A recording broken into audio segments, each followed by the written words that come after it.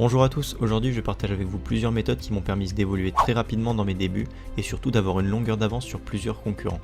On me demande régulièrement des astuces pour vendre plus vite ou démarrer plus rapidement, et je partage souvent avec vous des méthodes efficaces, mais notez bien que celles-ci sont clairement les plus efficaces selon moi. Sur le marché français tout du moins, puisque ces méthodes sont beaucoup moins présentes en France qu'aux États-Unis, et ce sera vraiment un plus pour votre boutique. Je vais vous les présenter brièvement à travers cette vidéo, mais je ferai une vidéo dédiée pour expliquer en détail chacun de ces systèmes à tel point ils sont utiles et essentiels. Premièrement, j'aimerais parler du remarketing, ou retargeting comme c'est appelé sur Facebook.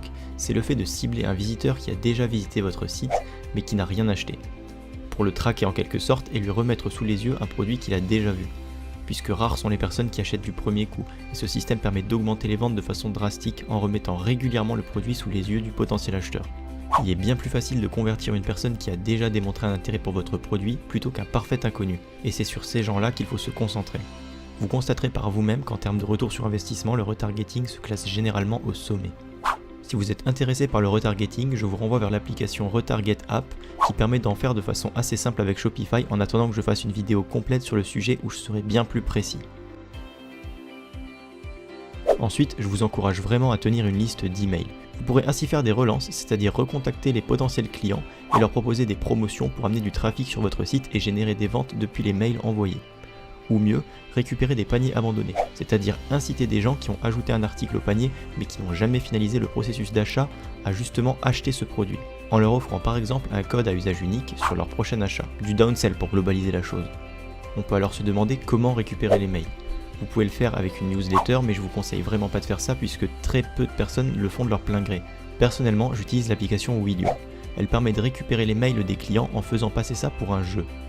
Lorsque le potentiel acheteur arrive sur le site, une sorte de roue de loterie apparaît sur son écran en échange de son mail.